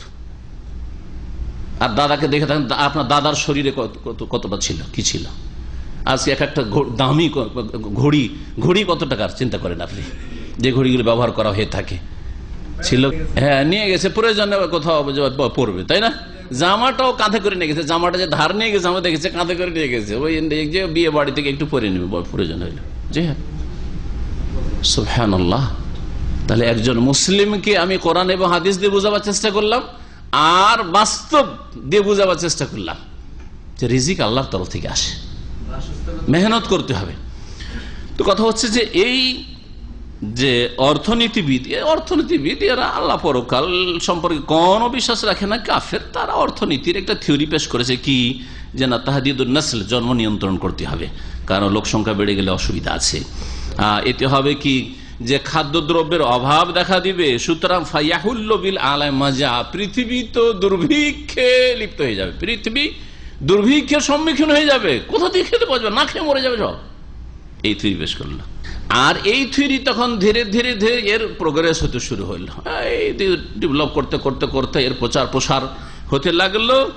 এমন কি অনেক দেশে এই ভ্রান্ত কুফরি থিওরিকে সাদরে গ্রহণ করলো, যা কাফের দেশগুলি গ্রহণ করেছিল। কিন্তু লেখক বলছেন সুম্মা ইন্না হাযিহি নাযরিয়া, এই থিওরি দাখালাত আলাইনা নাহনুল মুসলিমিন মিন আদাইল ইসলাম, মুসলিম দেশে ঢুকে পড়লো এই কুফরির থিওরি, অনুপ্রবেশ ঘটলো এর ইসলামের শত্রুদের তরফ থেকে, মিন আদাইল ইসলাম, মুসলিম দেশে। দুঃখের বিষয়, মুসলিম দেশে ঢুকে পড়লো। আচ্ছা, ঢুকলো, তোরা সেটাকে অস্বীকার কর, তাড়িয়ে দে এই ভ্রান্ত থিওরিকে। না, তারা সাদরে গ্রহণ করলো। এই বেকুফগুলো মুসলিম, আসলে এরা নামেতে মুসলিম, কিন্তু না এদের কাছে ইসলামের জ্ঞান রয়েছে, না ইসলামের প্রতি তেমন বিশ্বাস রয়েছে, না এরা আল্লাহ পরকাল সম্পর্কে তেমন বিশ্বাস রাখে, আল্লাহ যে রাজ্জাক, এরা ওর নামে মাত্র মুসলিম। যার ফলে এরা কি করলো, সাদরে গ্রহণ করলো যে থিওরিটা তো ভালো, লোক সংখ্যা, ছোট সংসার সুখী সংসার, কথা তো ভালো, ছোট সংসার সুখী সংসার ইত্যাদি, আর বিভিন্ন স্লোগান তাদের শুরু হইল। অথচ ইসলামের দুশ্মনরা আল্লাযিনা ইয়াকিদুন আল ইসলাম, এদের উদ্দেশ্য হচ্ছে ইসলামের বিরুদ্ধে ষড়যন্ত্র করা। মুসলিম সংখ্যা বেড়ে গেলে অসুবিধা আছে। আমরা গণতন্ত্রে ডেমোক্রেসির থিওরি পেশ করেছি, মুসলিম সংখ্যা যদি বেড়ে যায় তো মুসলিমরাকে জেহাদ থেকে তো সরিয়ে দিচ্ছি তাদের খেলাফত ধ্বংস করে, আর জেহাদকে তো সন্ত্রাস বলে তো জেহাদ থেকে তাদেরকে একেবারে বিরূপ করে দিয়েছি, তো জেহাদ তো আর করতে পারবে না, আর জেহাদ করার মতো এদের ক্ষমতাও নেই। হ্যাঁ, কিন্তু লোক সংখ্যা দিয়ে যে এরা মেজরিটিতে চলে আসবে, গণতান্ত্রিক পদ্ধতিতে এরা এগিয়ে চলে আসতে পারে, এই যে আশঙ্কা আছে, সুতরাং মুসলিম দেশকে বেশি টার্গেট তারা বাড়িয়েছে। জন্ম নিয়ন্ত্রণের যে প্রচার প্রসার মুসলিম দেশগুলিতে যত বেশি হয়, অমুসলিম দেশ হয় না, অমুসলিম দেশ হয় না, বরং অমুসলিমের এখন উৎসাহিত করছে জাতিকে যে তোরা বাচ্চা বেশি নে। ভারতের হিন্দুরা কি বলছে, বেশি করে ছেলে মেয়ে নেয়, না হলে মুসলিমরা বেড়ে যাবে, গণতন্ত্রের তারাই দেশ নিজের হাতে দখল করে ফেলে তাদের হাতে চলে যাবে, তোরা যদি এইরকম বাচ্চা না নিস আর বিয়ে না করিস তো। জি হ্যাঁ, বিজেপি, RSS আর এসব যে কট্টরপন্থী যে সংগঠনগুলি হিন্দুদের রয়েছে, তারপরে ইউরোপ আমেরিকাতে যেসব ভাইরা থাকেন, তারা আমাকে বলেছেন যে ওই সব দেশে এই জননিয়ন্ত্রণ এটা নেই, তবে ওরা বিয়ে শাদী করতে চায় না, এমনিতেই ওদের কাজ হয়ে যাচ্ছে, পাশবিক জীবনযাপন, বিয়ে শাদী করে না, যার ফলে বাচ্চা হয় না। কিন্তু জন্ম নিয়ন্ত্রণ করতে হবে আর বেশি বাচ্চা নেব না, ওইসব না, ওই থিওরির উপর তারা আমল করে না, ওইসব থিওরি সব মুসলিমদের ঘরে পাঠিয়ে দিয়েছে। ইসলামের দুশমনরা কি চায়, শেখ বলছেন ওয়ায়ুরিদুন আইয়ুকাল্লিলু মিন আদাদিহি, মুসলিমদের সংখ্যা কমাতে চায়, ওয়ায়ুদাইফু মিন কিয়ানিহি, আর মুসলিমদের যে শক্তি রয়েছে শক্তিকে দুর্বল করতে চায়। ফারাকাত লিকাসির মিন আতবাইল গারবিন, যারা পশ্চিমা মুসলিম, পশ্চিমা মুসলিম মানে পশ্চিমাদের অনুসারী ভক্ত, ইসলামের অনুসারী নয়, রসুলের অনুসারী নয়, পাশ্চাত্য সভ্যতার অনুসারী মুসলিমরা কে খুব ভালো লাগলো এই থিওরি। ফাখাযু বিহা মুজাবিন, খুব আনন্দের সাথে এই ভ্রান্ত থিওরিকে গ্রহণ করলো। বেআরায় আসহাবিল উকুল কাসিরা, তাদের সংকীর্ণ চিন্তাধারা নিয়ে, যে বেশি ছেলে মেয়ে হলে খাওয়াইতে পারবো না, দেখাশোনা করতে পারবো না, ছেলে শুধু জন্মে দিলে হবে। আরে আমাদের মুসলিম সমাজের মহিলারাও এতদূর কুফরি কথা বলে। কোন একদিন এখানে আমি একটা এই জন্ম নিয়ন্ত্রণের সম্পর্কে আলোচনা করেছিলাম, তো এক মহিলা সেকশনে বলেছে যে শুধু বাচ্চা জন্মে দিলেই হবে, রাস্তায় ছেড়ে দিলে হবে। বেশি বাচ্চা নিলে নাকি জন্মে দিয়ে রাস্তায় ছেড়ে দেওয়া হয়, আর যারা দুটো নিচে তারা মাশাআল্লাহ খুব যত্নের সাথে। মানে আমাদের ছেলে মেয়ে বেশি রয়েছে, যেমন আলহামদুলিল্লাহ আমার 9টা রয়েছে, আল্লাহ আরো দিক, আল্লাহ বরকত দিক, তো আমরা নাকি রাস্তায় ছেড়ে দিয়েছি। কোনদিন দেখেছি যে আমার ছেলে মেয়ে রাস্তায় ঘোরাফেরা করছে? আলহামদুলিল্লাহ 9টার মধ্যে 7টা হাফেজ, আলহামদুলিল্লাহ হাফেজে কোরআন আলহামদুলিল্লাহ 7টা হয়ে গেছে, 2টো বেশি বাকি আছে, ইনশাআল্লাহ ওগুলো হবে। হ্যাঁ, 6 বছর বয়স 2 পারা হয়ে গেছে আলহামদুলিল্লাহ কাছাকাছি। জি হ্যাঁ, লেগে আছে, বাড়িতে লেগে আছে আলহামদুলিল্লাহ। তাদের থেকে কিসে কম আছে? আলহামদুলিল্লাহ দিনও আল্লাহ দিয়েছেন, আর দুনিয়া তো আল্লাহ পাক একেবারে না দাও করেননি, দুনিয়া চলার মতো চললেই হইল, না খেয়ে যেন না থাকতে হয়, ব্যাস। আর এর বেশি কি কিসের প্রয়োজন রয়েছে? আল্লাহ পাকের রাজ্জাক, যখন ওরা ওদের ছেলে মেয়ে হবে, আল্লাহ ওদের রিজিক পাঠাইতে শুরু করবে, আল্লাহ রাব্বুল আলামিন। এই ইয়াকিন থাকতে হবে, আমার ইয়াকিন থাকতে হবে। আমাকে আমার ছেলে মেয়েরা কি খাবে তার চিন্তা করতে হবে, এটা আমার, তাহলে আমার তকদিরে বিশ্বাসেই আমার ত্রুটি আছে। ওদের প্রয়োজন হবে, ওদের প্রয়োজন আল্লাহ মিটাবেন। হ্যাঁ, ওদেরকে সুশিক্ষিত করতে হবে। আগে আমাকে দিন শিখাইতে হবে, প্রথম আমাকে মুসলিম বানাইতে হবে, আর ইসলামের খাদেম বানাইতে হবে, আর তারপরে তখন দুনিয়ার জন্য আল্লাহ পাক রাস্তা করবেন। আমি তো আজ পর্যন্ত জানি না যে যখন টাকার প্রয়োজন হয়েছে, পয়সার প্রয়োজন হয়েছে আর রাস্তা বন্ধ হয়ে গেছে, আমি আজ পর্যন্ত জানি না। অথচ আমরা দুর্বল ইমানের মুসলিম। আমি বলছেন আমি খুব পাকা ইমানের মুসলিম। যখনই আমার প্রয়োজন হয়েছে যে আল্লাহ এখন রুজির প্রয়োজন, তখনই রাস্তা খুলে গেছে রিজিকের, যখন প্রয়োজন হয়েছে। এমন কোনোদিন হয়নি যে কেউ ধার না দিলে আর অচল চলবে না। আমি আলহামদুলিল্লাহ ওই জিন্দগি কাটাই না। আমার যেমন চাদর লম্বা, ওই রকম আমার পা লম্বা। যতটা চাদর লম্বা অতটা পা লম্বা। চাদরের চাইতে বেশি পা লম্বা করে দিবেন, তাহলে আপনার অবস্থা এরকম হবে। আমি ব্যক্তিগত নিজের কথা বলতে চাইনি, কিন্তু বললাম এই জন্য যে যাতে করে মানুষের আস্থা ভরসা। অনেকে 10,000, 5,000, 10,000 রিয়াল তাদের বেতন, আর তারপরে তার হচ্ছে খাওয়াইতে পারবো না বেশি ছেলে হইলে। আর যেই বোনের কথা বলছি যে বাচ্চাদেরকে জন্মে শুধু রাস্তাঘাটে ছেড়ে দিলে হবে, তার স্বামীর বেতন অন্তত 20,000-এর মতো ছিল, একজন ম্যানেজার মানুষ, 20,000 রিয়াল বেতন। তারপরে বলছে যে না বেশি ছেলে মেয়ে নিয়ে রাস্তায় ছেড়ে দিলে কি হবে। তাহলে আসলে আমাদের ইতিকাদ, আমাদের ইমান, আমাদের আল্লাহর প্রতি বিশ্বাস, আল্লাহর রাজ্জাকিয়াতের উপরে বিশ্বাস, আল্লাহ রাব্বুল আলামিনের যে কুদরতের বিশ্বাস, তাকদীরের প্রতি বিশ্বাস, এগুলি আসলে নেই।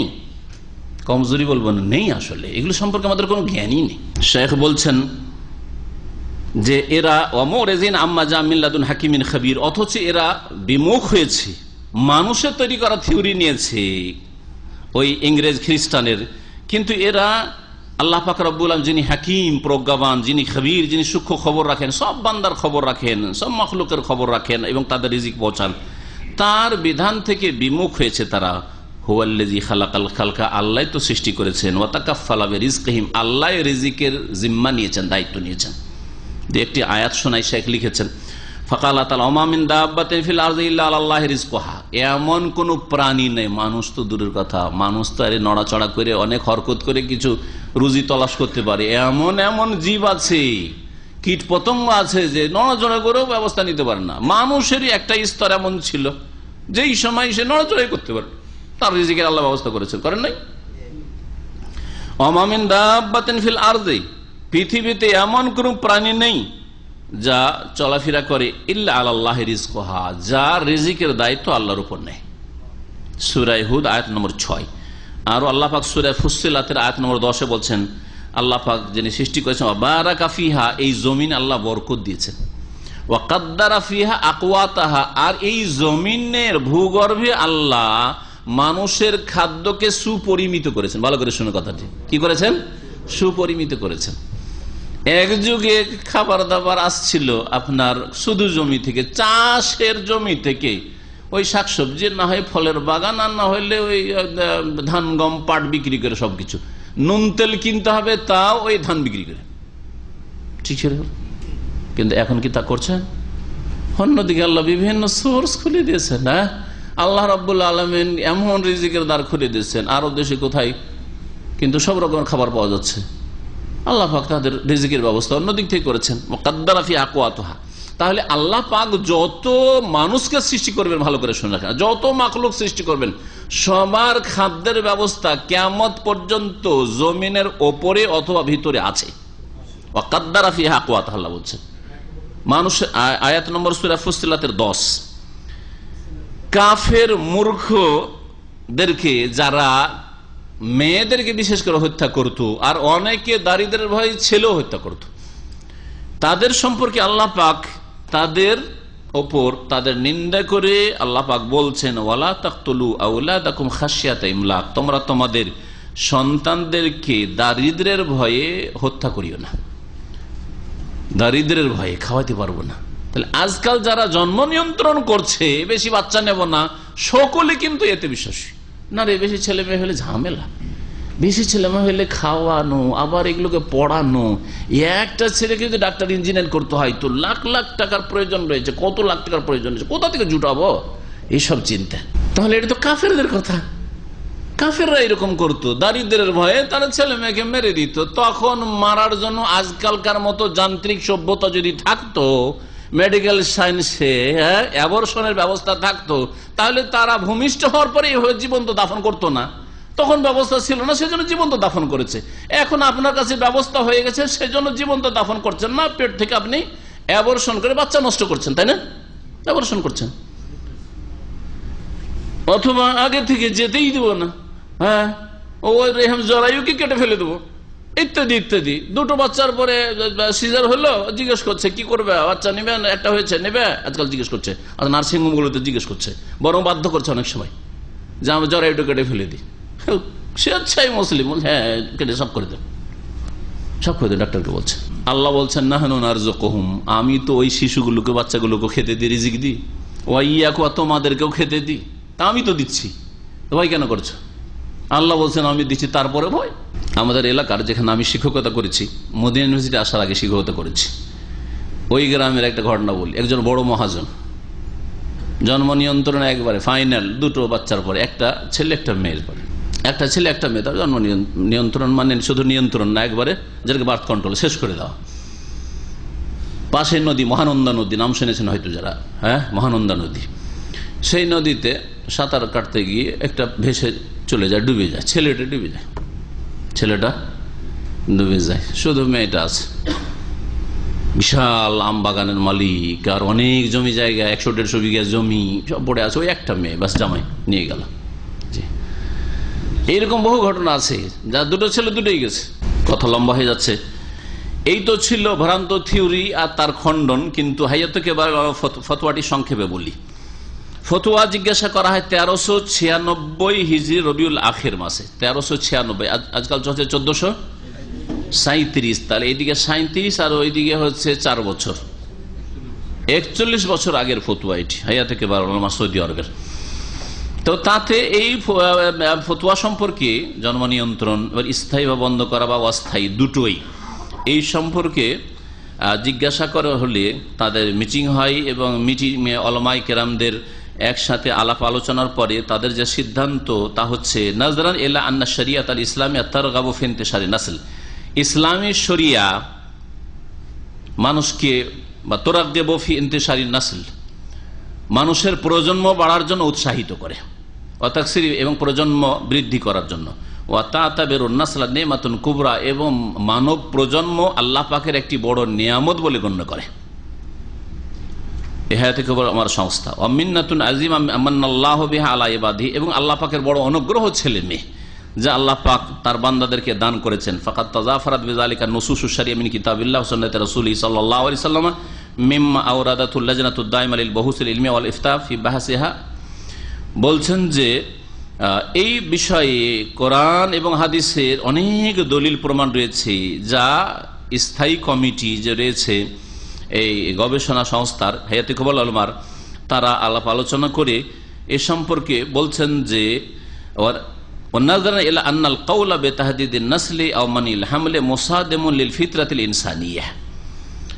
জন্ম নিয়ন্ত্রণ করা অথবা গর্ভধারণকে একবারে স্থায়ীভাবে বন্ধ করে দেওয়া। নিয়ন্ত্রণ করা মানে শুধু দুটো নেব, একবার একটা নিলাম আর 10-15 বছর নেব না, এরকম করা। হয়তো খোলা আছে কিন্তু একেবারে নেব না, এমন কোনো ব্যবস্থা করে নেওয়া যেভাবে হোক না কেন, অথবা একবার স্থায়ী বন্ধ করা, দুটো সম্পর্কে বলছেন। এটা হচ্ছে মুসাদেমুল লিল ফিতরাতিল ইনসানিয়া, মানুষের প্রকৃতির বিপরীত, মানব প্রকৃতির পরিপন্থী বিষয়। আল্লাতী ফাতার আল্লাহুল খালকা, যার উপর মানুষকে সৃষ্টি করেছেন, মানুষকে আল্লাহ পাক সৃষ্টি করেছেন যে এই জন্য যে তোমরা এসেছো, সুতরাং আরো যারা আসছে তাদেরকে আসতে দাও। ওয়ালিশ শরিয়াতুল ইসলামিয়া আল্লাতী ইরতাদাহা রাব্বু তাবারাকা ওয়া তাআলা, এটা যেমন মানব প্রকৃতির বিপরীত, তেমনি ইসলামী শরিয়ারও বিপরীত, যেটা আল্লাহ পাক মনোনীত করেছেন তার বান্দাদের জন্য। আর যারা জন্ম নিয়ন্ত্রণ করতে বলে বা একবার স্টপ করতে বলে, তাদের উদ্দেশ্য হচ্ছে তাহদিফে দাওয়াত ইলাল কায়দা লিল মুসলিমিন বিসাফাতিন আম্মা, বিশেষভাবে মুসলিমদের বিরুদ্ধে এই ষড়যন্ত্র, তাদের মুসলিমদের সংখ্যা না বেড়ে যায়।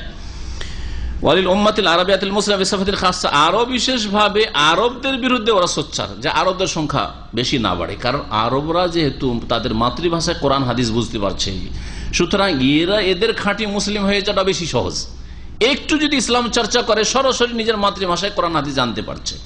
তো এরা চায় যে আরবদের সংখ্যা কমুক বিশেষভাবে, আর মুসলিমদের সংখ্যা তারপরে কমুক, ওরা নিজেদের সংখ্যা কমাতে চায় না। কেন? হাত্তা তাকুন লাদাইহিমুল কুদরা আলা ইস্তেমাল বিলাদ, যাতে করে মুসলিম দেশগুলিকে তারা গোলাম বানাতে পারে, মুসলিমদের দেশের অধিবাসীকে গোলাম বানাতে পারে, মুসলিম দেশের ওপর তাদের প্রত্যক্ষ অথবা পরোক্ষভাবে তাদের নেতৃত্ব চলে, এ হচ্ছে তাদের উদ্দেশ্য। তার সাথে সাথে বলছেন এই ফতোয়ায় যে এই থিওরি যদি কেউ গ্রহণ করে যে বেশি সন্তান নেব না, এটা হচ্ছে জাহিলি যুগের চরিত্র, মিন আমালিল জাহিলিয়া ওয়া সু'জান বিল্লাহ, আল্লাহ সম্পর্কে কুধারণা, আল্লাহ সম্পর্কে কুধারণা। যারা ছেলে মেয়ে কম নেই তাদের আল্লাহ সম্পর্কে সুধারণা নেই, কুধারণা, যে আল্লাহ এত ছেলে মেয়ে হইলে কোথা থেকে খাওয়াবো, হ্যাঁ, বা তুমি কোথা থেকে জুটাবে, মুখে বলেন আর নাই বলেন, হ্যাঁ, কুধারণা। আপনার সুধারণা যে আল্লাহ তুমি যদি 50টাও দাও তো 50টা রিজিক তুমি পাঠাবা, আল্লাহ সম্পর্কে সুধারণা, ভালো ধারণা নেই, সু'জান বিল্লাহ, আর হাদিসে কুদসিতে রয়েছে যে আল্লাহ বলছেন, আনা ইন্দা জান্নে আবদিবি, আমার সম্পর্কে আমার বান্দা যেমন ধারণা করে তেমন করি। আমার সম্পর্কে যদি সুধারণ রাখে যে আমি সবকে খাওয়াবো, তো সবকে খাওয়াবো। আর যদি কুধারণ রাখে যে এই দুটোই মানুষ করতে পারি না, করতে মানুষ করবো, নিজে রাজ্জাক হয়ে বসে আছে, আব্দুর রাজ্জাক আল্লাহর বান্দা না হয়ে নিজে আল্লাহর গুণ রাজ্জাক গুণ নিয়ে বসে আছে, নিজেই রিজিক দেয় ছেলে মেয়েকে, তাহলে কুধারণা যদি রাখে তো আল্লাহ পাক ওইরকমই করেন যে খাওয়া তোর ছেলে মেয়েকে, তুই খাওয়া, বালা মুসিবতের শেষ নাই। যারা বাচ্চা বন্ধ করে দেয় বা বাচ্চা নিচ্ছে না বেশি বেশি, অধিকাংশ মহিলাগুলোকে জিজ্ঞেস করবেন হাই প্রেশার না হয় সুগার। আমি গভীরভাবে জেনে দেখেছি অনেক ফ্যামিলির খোঁজ খবর নিয়ে, বাচ্চা বেশি নেয়নি, একটা দুটো বাচ্চা নিয়েছে আর তারপরে নেই না, যার ফলে কি এত প্রেশার, অশান্তির শেষ নাই, ফ্যাট এত হয়ে গেছে, অশান্তি আর অশান্তি। আশ্চর্য হয়ে যাবেন। একজন লোকের একটা ছেলে মেয়ে, আমার কাছের মানুষ, নাম না বললে তো গীবত হবে না, একটা ছেলে মেয়ে, ছেলে অনেক বড় অফিসার, লাখ লাখ টাকা মাসে ইনকাম, একটা ছেলে একটা বৌমা, বুড়ো মা বা বিছানায় পড়ে আছে, তাদের দুইজনের ভাত রান্না করে তার বউ দেয় না, খেতেও দেয় না। এই বুড়ো মানুষ এখন আর চলতে পারে, রান্নাও করতে পারে না, ওই কাজের মেয়ে রান্না করে দেয়, এই বুড়িকে কাজের মেয়ে রান্না করে দেয়। কিন্তু একই বিল্ডিং এ আছে, ছেলে আছে, বউ আছে, না রান্না করে খাওয়ায় না। 5টা ছেলে থাকলে কি এরকম হবে? 5টা আঙ্গুল সমান আছে? একটা না একটা কাজে লাগবে। আরে 5টার 4টা 3টাই না খাওয়া, একটা তো খাওয়াবে। হ্যাঁ, 3টে 4টে না খাওয়া, একটা তো খাওয়াবে। একটাকে তো একটু বিবেক বিবেচনা হবে যে বাপ মা কষ্ট করে মানুষ করেছে, আর এই সারা জীবন রান্না করেছে, আমার মাকে এখন রান্না করতে হবে। হাইয়াতুল কিবারুল উলামার কাউন্সিল তারা সিদ্ধান্ত, তাদের সিদ্ধান্ত সংক্ষেপে শোনায়, ইউকাররিরু বিআন্নাহু লা ইয়াজুজু তাহদিদুন নাসল মুতলাকান, জন্ম নিয়ন্ত্রণ করা মোটেই জায়েজ নাই। ওয়ালা ইয়াজুজু মানউল হামল, আর গর্ভধারণ বন্ধ করা মোটেই জায়েজ নাই। ইযা কানাল কাসদু মিনহু খাশিয়াতাল ইমলাক, যদি অভাবের ভয়ে এটা করেন। কেন আপনি ছেলে মেয়ে নিচ্ছেন না বেশি? অভাবের ভয়ে, খাওয়াইতে পারবেন না। কেন আপনি গর্ভধারণ করতে দিচ্ছেন না? আপনার স্ত্রী বড়ি খাচ্ছে, ট্যাবলেট খাচ্ছে, বলছে খাওয়াইতে পারবো না এত ছেলে মেয়ে বেশি হইলে, তাহলে এটা হারাম, জায়েজ নাই। লিআন্নাল্লাহ তাআলা হুয়ার রাজ্জাকু যুল কুওয়াতিল মাতিন, আল্লাহ হচ্ছেন বড় রিজিক দাতা এবং বড়ই শক্তিধর। ওমা মিন দাব্বাতিন ফিল আরদি ইল্লা আল্লাহু রিজকুহা, আল্লাহর দায়িত্ব আল্লাহ জিম্মা নিয়েছেন। কিন্তু আপনাকে কর্ম করতে হবে, কর্ম করে যদি কর্ম করেন আল্লাহ দায়িত্ব পালন করবেন, আল্লাহ দায়িত্ব আল্লাহ করছেন। কুল্লু ইয়াউমিন হুয়া ফি শান। আম্মা ইযা কানা মানুল হামলি যারুরাতিন মুহাক্কাকা, হ্যাঁ যদি গর্ভধারণ বন্ধ করা হয় বা আপনার কি বলছে জন্ম নিয়ন্ত্রণ করা হয়, কিসের জন্য? এমন কোন ক্ষতির জন্য জরুরি হয়ে গেছে যেটা নিশ্চিত, যেই ক্ষতিটা নিশ্চিত, মায়ের বাচ্চা নেওয়া, আগামীতে যে বাচ্চাটা আসবে সে সম্ভাব্য, নিশ্চিত নয়। আপনার ছেলে মেয়ে গর্ভধারণ করেছে, এটা সুস্থ হয়ে আসবে, আসবে না, দুনিয়াতে বাঁচবে, বাঁচবে না, নিশ্চিত না অনিশ্চিত? অনিশ্চিত। আর যে মা আছে এখন জীবন্ত, এর হায়াতটা হচ্ছে নিশ্চিত। এই দুটোর পার্থক্যটা শোনেন। নিশ্চিত যার হায়াতটি, এই যে মা, বাচ্চার মা, একে এর জান বাঁচাবার জন্য যদি হয় তাহলে জন্ম নিয়ন্ত্রণ করা যাবে। অর্থাৎ যদি বাচ্চা নেওয়ার কারণে মুসলিম আল্লাহ ভীরু, ভালো করে শুনে রাখেন, কাফের নয় আর নামধারী মুসলিম ডাক্তার নয়, মুসলিম আল্লাহকে ভয় করে, পরকাল সম্পর্কে চিন্তা করে, আপনাকে মিথ্যে কোনো তথ্য বলবেন না, আর কোনো ভুল আপনাকে গাইড করবে না, আল্লাহর ভয়ে কথা বলে, এইরকম ভালো মুসলিম ডাক্তার যদি সার্টিফিকেট দেয়, বলে যে আপনার ওয়াইফ যদি গর্ভধারণ করে তাহলে তার প্রাণ নাশের আশঙ্কা আছে, তাহলে স্থায়ী বন্ধ করা যায়, তাহলে স্থায়ীভাবে বন্ধ করা যায়। অথবা যদি বলে যে ঘন ঘন বাচ্চা হলে অসুবিধা আছে, কিন্তু কেমন মুসলিম হইতে হবে ভালো করে শর্ত মনে রাখেন। হ্যাঁ, মুসলিম, সত্যিকার মুসলিম, আল্লাহকে ভয় করা মুসলিম। যদি এই সার্টিফিকেট দেয়, আপনার যদি সন্দেহ কি জানি ও আল্লাহকে ভয় করে করেন, আরো 2-4 জন ভালো ডাক্তারকে জিজ্ঞেস করেন যারা ধার্মিক, নামাজি, হ্যাঁ আজানের সময় হলে নামাজ পড়ে চেম্বারে বসে থাকলে এইরকম, আর তারপর ইসলাম সম্পর্কে জ্ঞান আছে। অনেকে আছে নামাজ পর্যন্ত সীমিত, ডাক্তার নামাজ পর্যন্ত তার ধর্মকর্ম সীমিত, কিন্তু আল্লাহ যে রাজ্জাক, আকিদা কিছু বুঝে না, কিছুই জানে না ও আকিদা সম্পর্কে, তো সেটাও যথেষ্ট নয়। দিন পুরোপুরি মোটামুটি বুঝে যে হ্যাঁ আল্লাহ রাব্বুল আলামিন রিজিক দান করেন, আমরা শুধু চিকিৎসক, এটা হচ্ছে উপায় মাত্র। শেফা আল্লাহর পক্ষ থেকে, সুস্থতা আল্লাহর পক্ষ থেকে, রিজিক আল্লাহর পক্ষ থেকে। মানুষকে আল্লাহ কর্ম করতে বলেছেন, কর্মের রেজাল্ট ফলাফল আল্লাহ পাকের হাতে। এইরকম ধার্মিক মুসলিম ডাক্তার, আপনি একাধিক ডাক্তারের পরামর্শ নিতে পারেন। যদি দেখা যায় যে না জরুরি হয়ে গেছে, কাকাউনিল মারআত লা তালিদু ওয়ালাদাতান আদিয়া, সাধারণভাবে বাচ্চা দিতে পারে না, সিজার করতে হয়, তাহলে সিজারের ক্ষেত্রে ভালো মুসলিম ডাক্তারকে জিজ্ঞেস করতে হবে যে কটা বাচ্চা নেওয়া যেতে পারে। দুটোর পর যে নেওয়া যাবে না এমন কথা নাই, একটা দুটো সিজার হলে যে নেওয়া যাবে না এমন কথাও নাই। আমি এখানে এক বোনকে জানি, এক ভাই ছিল এখানে বাংলাদেশি, তার 4টার পরে 5 নম্বর ডেলিভারি সম্ভবত ছিল, 5টাই সিজার, মরে যায়নি, আলহামদুলিল্লাহ সুস্থ আছে। তো কথা হচ্ছে যদি ডাক্তার, মুসলিম ভালো ডাক্তার বলে যে অসুবিধা নেই, তবে একটু গ্যাপ দিয়ে 4 বছর 5 বছর গ্যাপ দিয়ে এরকম করে নেন, যদি এইরকম কথা বলে তো ঠিক আছে, ঠিক আছে। কিন্তু স্থায়ীভাবে বন্ধ করে দিবেন। স্থায়ীভাবে কখন বন্ধ করা যাবে? যখন আগামীতে গর্ভধারণ করলে মায়ের প্রাণনাশ হইতে পারে, তার মাকে বাঁচানো মুশকিল হয়ে যাবে, এইরকম যদি হয় তখন স্থায়ী বন্ধ করা যাবে। আর সাহাবাই কেরামরা যে আজল করতেন, আজল থেকে জন্ম নিয়ন্ত্রণ মানে স্থায়ী বন্ধ করা বোঝা যায় না। আজল আর জন্ম নিয়ন্ত্রণের আজকাল সিস্টেম, ঔষধে কত পার্সেন্ট নিশ্চিত যে বাচ্চা ধরবে না, জানা আছে কিছু এই সম্পর্কে কারো নলেজ? কেউ যদি কোনো মহিলা ওষুধ খায় তাহলে বাচ্চা ধরবে না, এটা কত পার্সেন্ট নিশ্চিত? আমার সাথে একজন ভালো ডাক্তার একবার আলোচনা হয় এই বিষয়ে, উনি বলছেন যে দেখেন ওষুধে 60 থেকে 70% নিশ্চিত, তারপর বাচ্চা ধরে যেতে পারে, লুপ টুপে বাচ্চা ধরে যেতে পারে, এইরকম যেগুলো বাচ্চা ধরে যেতে পারে। তো মেলা কিছু আছে, যাই হোক। তারপরে যেটা আছে দিন খেয়াল রেখে সহবাস করা, এই দিনগুলিতে বাচ্চা ধরে যাওয়ার সম্ভাবনা বেশি, আর এই দিনগুলিতে বাচ্চা ধরার সম্ভাবনা নেই, এইরকম। এইটা 50% সাকসেস, 50% সম্ভাবনা আছে। তো যাই হোক, আজল আলাদা জিনিস। আজল হচ্ছে যে সহবাসের পরে বীর্যটা বাইরে নিক্ষেপ করা, বীর্য ভিতরে না ফেললে বীর্য বাইরে নিক্ষেপ করা। কন্যা নাজিল ওয়াল কোরআন ইয়ানজিল, ওই হাদিসে ইঙ্গিত করেছেন ওমর ওয়া আন জামি'is সাহাবাতে বা আন জাম'in মিনাস সাহাবাতে, একদল সাহাবাই কেরাম থেকে যে বর্ণিত হয়েছে মিন জাওয়াজিল আজলে, যে আজল জায়েজ, আজল মানে বাইরে বীর্য নিক্ষেপ করা জায়েজ, আজল জায়েজ। আজলে কতটা নিশ্চয়তা আছে? এতে 50% কম আছে। অনেক সময় হইতে পারে যে আপনার ধরেন আমি বাইরে নিক্ষেপ করলাম, তার আগে আল্লাহ দেবে, তার আগেই ভিতরে চলে গেছে, টেরিয়ে পাননি আপনি, আপনার প্রস্তুত হইতে হইতে ওইদিকে কাজ হয়ে গেছে। তো এটা ওই রকম নিশ্চিত নয় যে ধরবে না। আল্লাহ যদি ধরাতে চায়, আল্লাহ বাচ্চা দিতে চায়, তাহলে হয়ে যাবে আজল করলে। তারপরেও সেটা দিয়ে ওষুধ ব্যবহার করে অস্থায়ীভাবে একটু গ্যাপ দেওয়া, একটু দূরত্ব রাখা, এটা করা যেতে পারে। কিন্তু কখন? যখন দেখবেন যে মায়ের স্বাস্থ্যের জন্য বড় ক্ষতির আশঙ্কা রয়েছে, আর প্রাণনাশের যদি ভয় থাকে তো স্থায়ীভাবে তখন বন্ধ করা যাবে। এই ব্যাপারে হায়াতে কওলার ফতোয়া, আর এই রকমই একই রকমের কাছাকাছি ফতোয়া মাজমুউল ফিকহুল ইসলামীর রয়েছে।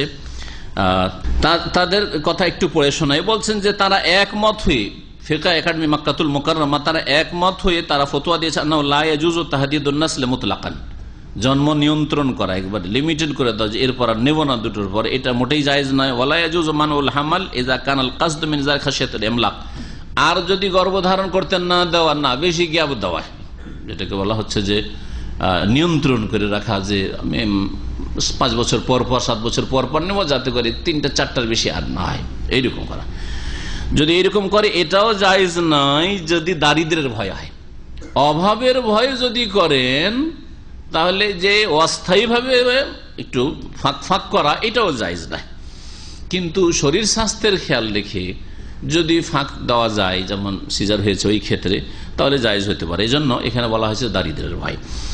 আর স্থায়ীভাবে বন্ধ করা জায়েজ নয়, দারিদ্রের ভয় থাকার নাই থাকে। বলছে আমার অভাব হওয়ার ভয় নাই, খাবার যথেষ্ট আছে, কিন্তু আর ছেলে মেয়ে বেশি নেব না, স্থায়ী বন্ধ করে দিলেন, জায়েজ না? জায়েজ নয়, স্থায়ী বন্ধ করা কোনো অবস্থায় জায়েজ নয়, একমাত্র যদি প্রাণনাশের ভয় থাকে সেই ক্ষেত্রে। আজকের আলোচনা এখানে শেষ করা যাক, আর বাকি আল্লাহ রাব্বুল আলামিন তৌফিক দিলে ইনশাআল্লাহ তাআলা আগামীতে আমরা হাদিস শুরু করব যে কেমন মেয়ে দেখে বিয়ে লোকেরা করে থাকে, আর কেমন মেয়ে দেখে আপনি পাত্রী দেখে বিয়ে করবেন।